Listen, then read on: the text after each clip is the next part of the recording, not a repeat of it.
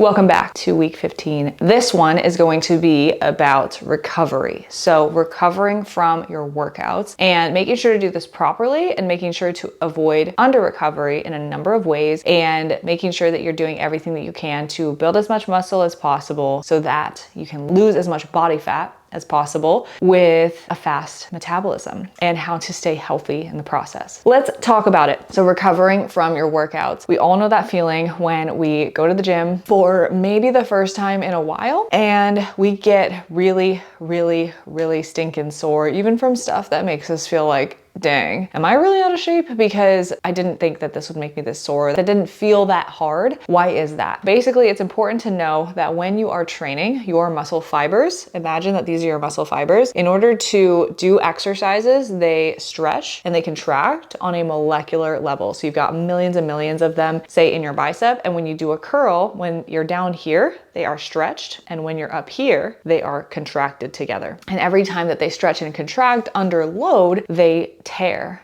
In tiny little ways, they tear. And that tearing is what is creating inflammation and the soreness because all of those muscles have torn and they need to be repaired. When they're repaired stronger. That is what builds muscle tissue. It allows the muscles to actually grow and get stronger and more dense. And it is a beautiful process, but it does cause us some discomfort in the short term. So a couple notes about recovery that are really important for you to know. When you start training, at this point, if you're watching this video, you've probably already been training for a decent bit, but you probably remember the first week you were like, oh my God, am I gonna feel like this every single week? Absolutely not. I'm out if that's the case. It's really important that you know that whenever you start a new workout program, say a new set of exercises that train a different set of muscle groups or just different motion patterns that you're not used to, you are going to be more sore than you normally would be because your body's like, whoa, what is this? So this is where that whole mix it up all the time myth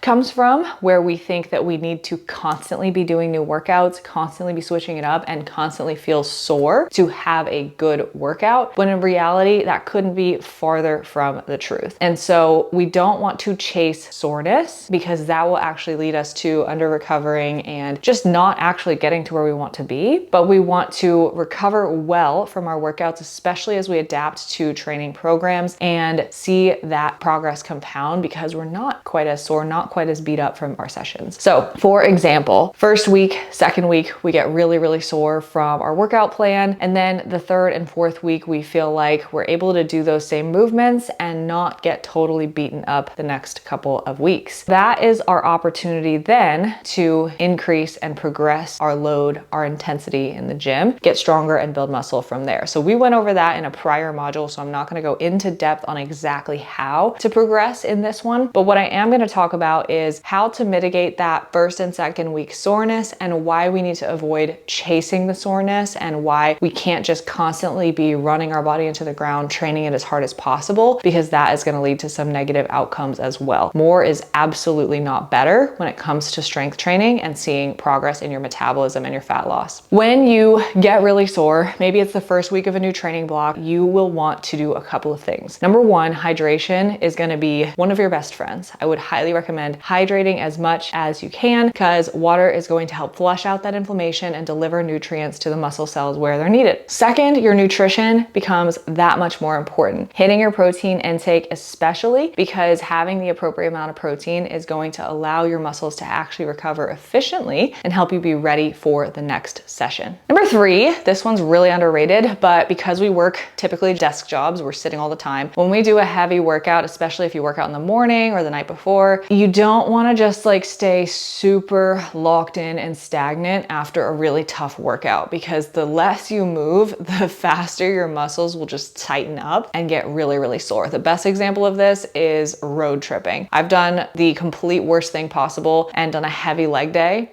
and then jumped into the car and driven like 3, 4, 5, 6 hours. Bad idea. And that can really make everything tighten up and feel worse. So stretching, walking, keeping blood flowing throughout your body, even just like light cardio, like if you were to sit on a cycling bike, really low intensity, could actually really help with breaking up that tightness and that inflammation, get blood flowing and help you recover faster. Lastly, another way that you can recover really well from your workouts is sleep. So at this point, you will have watched the sleep module. So make sure you're implementing those tips. And other than that, it really is a time game, and not being super sore every week is basically dependent on the fact that we're not switching up our workouts all the time and chasing soreness. Again, that is the way that we get injured. We don't make any progress because we're not seeing that progressive overload happen. And we're really just exhausted and sore all the time. We're unable to get as many good sessions in. Now, there is one more thing to be wary of, and this is for a small subset of people, but when we're talking about metabolic adaptation and helping you boost your metabolism, the type of people that we often get from that are ones that really love exercise and are exercising all the time, exercising plenty, and have had this more is better mentality for years and years and years. So you might go to multiple group classes, you might be strength training, you might be doing boot camps, you might be doing cycle classes, all of these things, and you could potentially overtrain. So what does that look like? Overtraining in an acute sense is not necessarily a horrible thing. And so an acute sense meaning for a short period of time,